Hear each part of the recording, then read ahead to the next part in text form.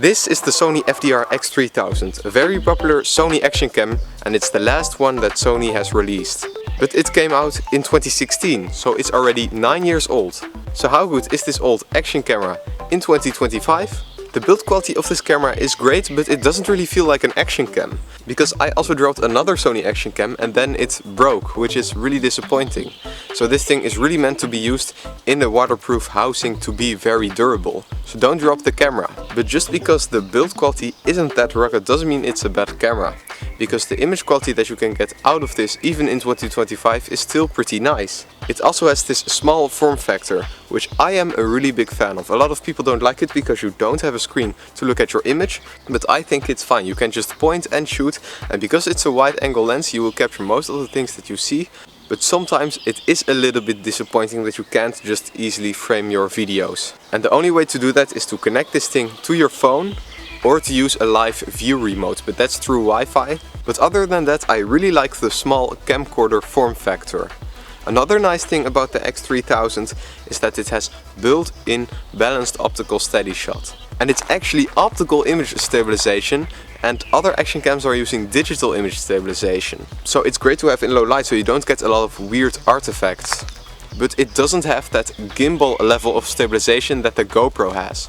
So you will get a handheld look out of the camera, which some people prefer, others don't like it that much.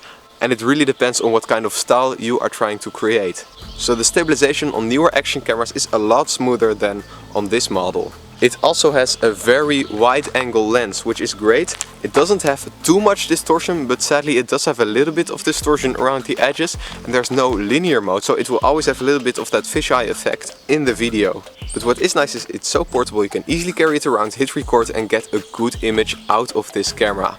Unlike the GoPros, when this thing is shooting in 1080p, the 1080p image quality is really nice. When I shoot in 1080p on the GoPros, it looks very bad quality, but on this one, even on lower bitrate settings, it does look really nice. But sadly, in lower bit rates you will notice that it sometimes will get a little bit of a weird blockiness in the image going on, so keep that in mind. Right now I am shooting with the FDR X3000 with the internal microphone. There's almost no wind right now and it's shooting in 1080p at 25 FPS. Here you can see a bit of the dynamic range, so here you have a very bright highlight and the dark shadows. So how does that look? And the downside of the FDR X3000 is that I can't see myself. I don't have a front screen or anything, not even a rear screen. So I am just pointing and shooting and I can't check the framing of the video. But how does the audio sound? How's the video quality? Let me know in the comments down below. Now I am on the 4K image quality. I'm using it handheld with a small little grip. So this is the 4K image quality with active steady shot. How does the video look like?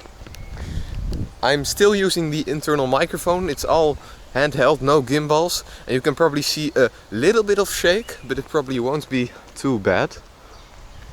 So what do you think of the image quality? When you are shooting in 4K you don't have field of view options, but when you are shooting in full HD you do have 3 field of view options. Right now I am on the wide setting. Let's switch to the medium setting. So this is the medium field of view using the Sony FDR X3000.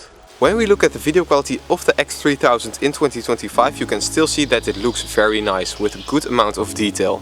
It actually has the same sensor as the Sony FDR AX53, so the video quality is very similar to that camera, except now you have a wider angle lens that can't zoom. And there's sadly no 4K 60 FPS, it's just 4K 30 FPS in 8-bit. But the thing that is so disappointing about the FDR X3000 is that they are very expensive to get these days. It is already an old camera, but on the used market they go for about 200-300 euros sometimes. It's definitely not worth paying that much for a camera that's already this old. Because for cheaper you can get a brand new DJI Action 4, which has better low light performance, can shoot in 4K 120 FPS and also has 10-bit color. So that's a better option than this camera. But the look of the FDR X3000 is more like a normal camera and not like a high dynamic range oversaturated look. I don't think it's worth getting this over an Osmo because the Osmo actions are much better compared to this camera and this camera is more expensive. But if you still have this camera laying around then it's still a good camera to use.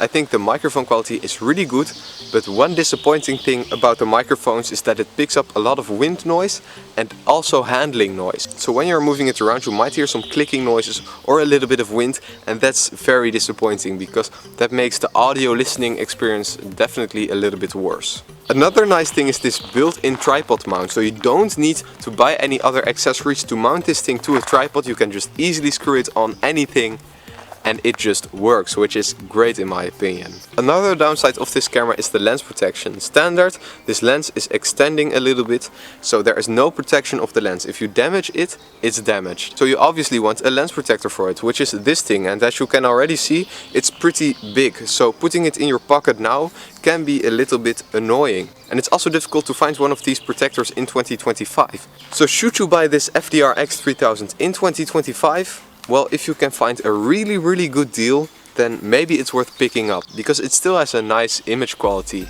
But there are better cameras out now on the market that deliver better image quality for a lower price and that are brand new. And when it was released, it was really ahead of its time. It was much better than the competition back then, and I really wish Sony would make a newer version of their Sony Action cameras. But what do you think of this camera? Let me know in the comments down below, and thank you so much for watching.